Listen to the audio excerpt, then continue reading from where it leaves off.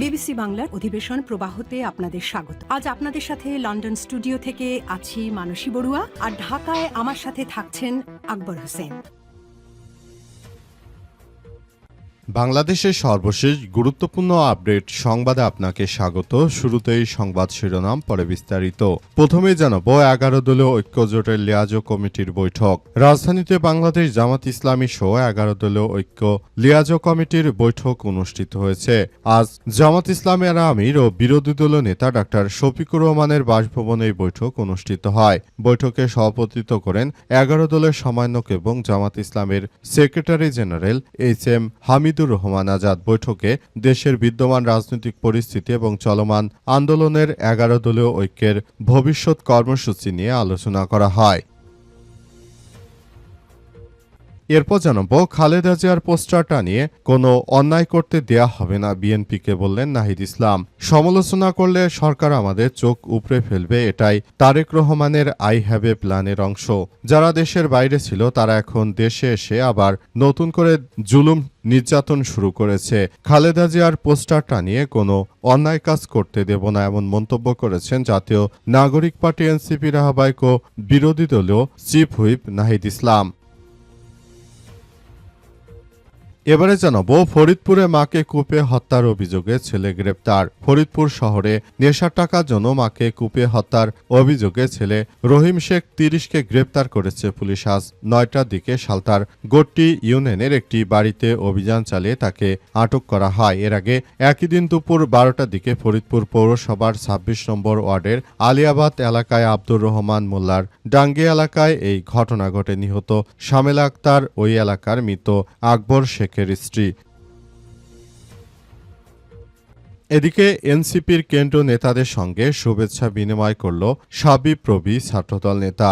এ বিষয়ে ছাত্রদলের শাবিপ্রবি শাখা সাধারণ সম্পাদক নাইম সরকার বলেন, এনসিপির আহ্বায়ক নাহিদ ইসলাম এবং ছাত্রশক্তি নেতাকর্মীদের সাথে শাবিপ্রবি ছাত্রদলের সৌজন্য সাক্ষাতের উদ্দেশ্য ছিল শান্তি, সৌহার্দ্য এবং গঠনমূলক রাজনীতির বার্তা পৌঁছে দেয়া। দুঃখজনকভাবে এনসিপির কতিপয় নেতাকর্মীদের বক্তব্য এবং আচরণ রাজনৈতিক সংস্কৃতিকে কলুষিত করছে।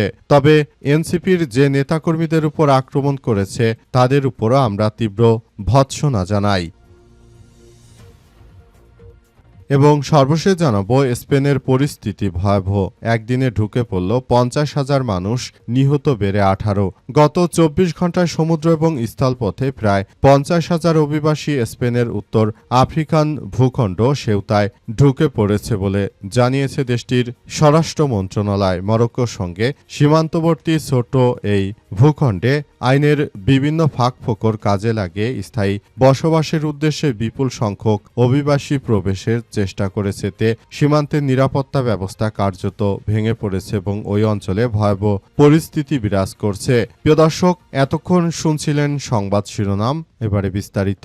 তবে তার আগে বন্ধুরা, অনুরোধ থাকবে এই সংবাদটিতে একটি লাইক দিন। এই চ্যানেলে আপনি নতুন হয়ে থাকলে আমাদের সংবাদটি দেখতে দেখতে চ্যানেলটি সাবস্ক্রাইব করে রাখুন। কমেন্ট করে বন্ধুরা আপনার মূল্যবান মতামত জানিয়ে দিন আপনি বিশ্বের কোন দেশ থেকে বা বাংলাদেশের কোন স্থান থেকে আমাদের সংবাদটি দেখছেন এবং শুনছেন। আর বন্ধুরা, সংবাদটি আপনার সোশ্যাল মিডিয়া ফেসবুকে শেয়ার করে বন্ধুদেরও দেখার সুযোগ করে দিন। গাজা যুদ্ধে আপনি যদি নিরীহ ফিলিস্তিনিদের ভালোবেসে থাকেন বন্ধুরা, কমেন্টে ইয়েস লিখে পুরো বিশ্ববাসীকে আমাদের এই তাজা আপডেটটি দেখার সুযোগ করে দিন। এবারে বিস্তারিত। খালেদা জিয়ার পোস্টার টানিয়ে কোনো অন্যায় করতে দেয়া হবে না বললেন নাহিদ ইসলাম। তারেক রহমানকে উদ্দেশ্য করে জাতীয় নাগরিক পার্টি এনসিপি নেতা নাহিদ ইসলাম জানিয়েছেন যে, আমরা কথা বললে আমাদের চোখ উপড়ে ফেলা হবে, এটাই হচ্ছে তারেক রহমানের আই হ্যাভ এ প্ল্যান। তিনি আরও জানিয়েছেন যে এটাই বর্তমান বিএনপির আই হ্যাভ এ প্ল্যান। বিদেশ থেকে 17 বছর পলাতক থাকার পর তারেক রহমানকে যখন দেশে আসার সুযোগ করে দিয়েছে ছাত্র জনতা, সেই ছাত্র জনতা এখন তার অন্যায়ের বিরুদ্ধে কথা বললে তাদের চোখ উপড়ে ফেলা হচ্ছে। এটি হচ্ছে Tarique Rahman I have a plan. তার অন্যায় অত্যাচার আমরা আর সহ্য করব না। আমরা বর্তমান সময়ে এই ধরনের সন্ত্রাসীপনা, বিএনপির এই ধরনের কার্যক্রম আমরা চালাতে দিব না। আমাদের যদি হয় মৃত্যু হবে কিংবা আমরা যদি বেঁচে থাকি তাহলে আমরা গঠনমূলক রাজনীতি করব, কিন্তু আমরা তারেক রহমানের এই সন্ত্রাসী কার্যক্রম আমরা কখনোই মেনে নেব না। আমরা বিষয়গুলো নিয়ে খুব বেশি সতর্ক অবস্থানে রয়েছি বলে জানিয়েছেন নাহিদ ইসলাম। তিনি বলেন, খালেদা জিয়ার ব্যানারটা নিয়ে তোমরা আমাদের বিরুদ্ধে সন্ত্রাসী কার্যক্রম চালাবা, সেটা আর হতে দেওয়া হবে না। 17 বছর বিদেশে পলাতক ছিল আওয়ামী লীগ, যখন বেদন পিটুনি দিত তখন খুব ভালো লাগতো। এখন দেশে এসে দেশে শান্তিপূর্ণভাবে বসবাস করবে, রাজনীতি করবে, কিন্তু যে ধরনের আচরণ দেখতে পাচ্ছি তাতে তারেক রহমানের এই আই হ্যাভ এ প্ল্যান দেশের জনগণ এখন হাড়ে হাড়ে টের পাচ্ছে বলে জানান তিনি।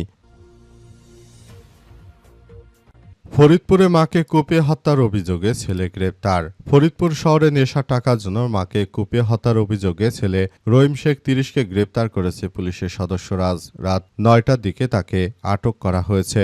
ফরিদপুর কোতোয়ালি থানার পরিদর্শক তদন্ত সুকান্ত দত্ত জানান যে ঘটনার পরই অভিযুক্তদের গ্রেপ্তারে একাধিক পুলিশের টিম মাঠে নেমেছে। তথ্য প্রযুক্তির সহযোগিতা এবং গোপন সংবাদের ভিত্তিতে সালথা উপজেলার গট্টি ইউনিয়নের একটি বাড়িতে অভিযান চালিয়ে রাত 9টার দিকে রহিম শেখকে গ্রেপ্তার করা হয়। তাকে জিজ্ঞাসাবাদ করা হচ্ছে এবং হত্যাকাণ্ডের প্রকৃত কারণ উদ্ঘাটনের চেষ্টা চলছে। তিনি আরও জানান, প্রাথমিক তদন্তে নিহতের মাথায় ভারী এবং ধারালো অস্ত্রের একাধিক চিহ্ন পাওয়া গেছে। ময়নাতদন্তের প্রতিবেদন পাওয়ার পর মৃত্যুর তথ্য নিশ্চিত হওয়া যাবে। কী কারণে তাকে হত্যা করা হয়েছে সেসব বিষয় নিয়ে আমরা প্রকৃত সত্য উদ্ঘাটনের চেষ্টা চালিয়ে যাচ্ছি বলে পুলিশের সদস্যরা নিশ্চিত করেছে। পুলিশের পক্ষ থেকে আরও বলা হয়েছে, যে বা যারা এই ধরনের ঘটনাগুলোর সঙ্গে যুক্ত থাক না কেন, সে যতই প্রভাবশালী থাকুক না কেন, মানুষ হত্যার ঘটনাগুলোকে আর সিম্পলভাবে নেয়ার কিছু নেই।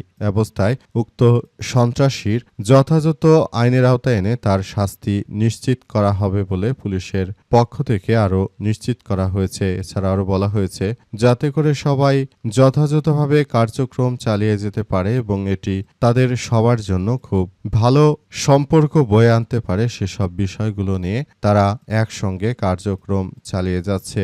অবস্থায় দেখা যাক শেষ পর্যন্ত পরিস্থিতি আসলে কোন দিকে গড়ায় সেটি দেখভাল করতে হবে।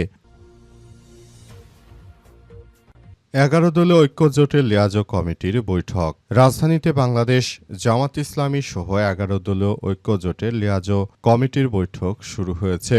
বৈঠকে বাংলাদেশ জামাত ইসলামের আমির ডাক্তার শফিকুর রহমানের বাসায় মূলত বৈঠকটি অনুষ্ঠিত হয়েছে। সেখানে 11 দলীয় ঐক্যের বিভিন্ন নেতাকর্মীরা তারা বক্তব্য দিয়েছেন এবং তারা জানিয়েছেন যে আগামী 5ই আগস্ট রাজধানী ঢাকায় বিক্ষোভ সমাবেশের পর নতুন করে কর্মসূচির ঘোষণা দেয়া হবে। বর্তমান সরকার নৈতিকভাবে রাষ্ট্র চালানোর সক্ষমতা হারিয়েছে। অবস্থায় বর্তমান সরকারের বিরুদ্ধে বড় ধরনের আন্দোলন সংগ্রামে যেতে পারে 11 দলীয় জোট। জোটের পক্ষ থেকে বাংলাদেশ জামাত ইসলামের নেতা হামিদুর রহমান আজাদ মূলত তিনি বিষয়গুলো নিশ্চিত করেছেন।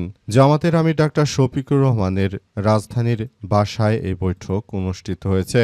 বৈঠকে জামাতের পাশাপাশি 11 দলীয় ঐক্যের বিভিন্ন নেতাকর্মীরা উপস্থিত ছিলেন।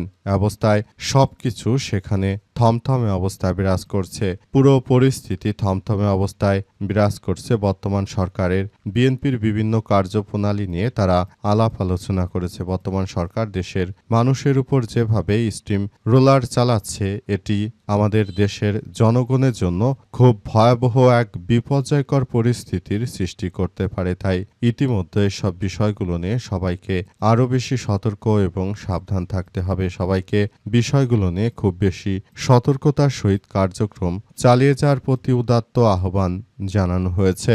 দেশটাকে সুন্দরভাবে গড়ে তোলার মধ্য দিয়ে সবাইকে এগিয়ে যাওয়ার কথা বলা হয়েছে এবং দেশটাকে সুন্দরভাবে গড়ে তুলতে হলে আগামীতে সুন্দর ও সমৃদ্ধির একটি রাষ্ট্র কাঠামো গড়ে তুলতে হলে বর্তমান সরকারকে যথাযথভাবে সঠিক পথে থাকতে হবে। তাছাড়া দেশটাকে আর সুন্দরভাবে গড়ে তোলা সম্ভব নয় বলে জানিয়েছে 11 দলীয় ঐক্য। এনসিপির কেন্দ্রীয় নেতাদের সঙ্গে শুভেচ্ছা বিনিময় করল সাবিপ্রবি ছাত্রদল নেতা।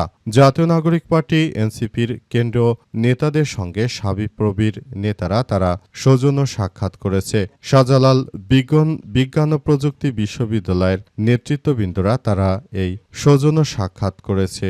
সাক্ষাতে তারা জানিয়েছে যে আমরা বিএনপির নেতাকর্মীদের সঙ্গে একটি সুন্দর ও সমৃদ্ধির একটি কাঠামো গড়ে তুলতে চাই। আমরা বিএনপির নেতাকর্মীদের সঙ্গে এই কার্যক্রমগুলো চালিয়ে যাওয়ার মধ্য দিয়ে আমরা এগিয়ে যাচ্ছি, তবে বিষয়গুলো নিয়ে তারা আরও বেশি সতর্ক অবস্থানে রয়েছে। বিএনপির নেতাকর্মীরা অর্থাৎ ছাত্রদলের এই শাবিপ্রবির নেতারা জানিয়েছে যে আমরা আসলে এমনভাবে কার্যক্রম চালিয়ে যেতে চাই যেটা আমাদের সবার জন্য অনেক বড় ধরনের এক বিপর্যয়কর পরিস্থিতি সৃষ্টি করতে যাতে করে না পারে সেই ব্যাপারগুলোই দেখভাল করা হচ্ছে। আরও বলা হয়েছে যাতে করে সবাইকে খুব ব্যাপকভাবে আর সমস্যার সৃষ্টি করতে না পারে। আর যারাই এই এনসিপি নেতাদের সঙ্গে এই খারাপ আচরণগুলো করেছে এদের প্রতিও তারা আসলে নিন্দা জানিয়েছে এবং তারা বলেছে যে ভবিষ্যতে এনসিপি এবং ছাত্রদল একসঙ্গে কাজ করা উচিত। যেহেতু আমরা সবাই গণ অভ্যুত্থানে একসঙ্গে রাজপথে হেঁটেছি এবং আন্দোলন সংগ্রামে যুক্ত ছিলাম, তাই আমাদেরকে এসব বিষয় নিয়ে সবাইকে একসঙ্গে কার্যক্রম চালানো উচিত বলে মনে করেন তারা।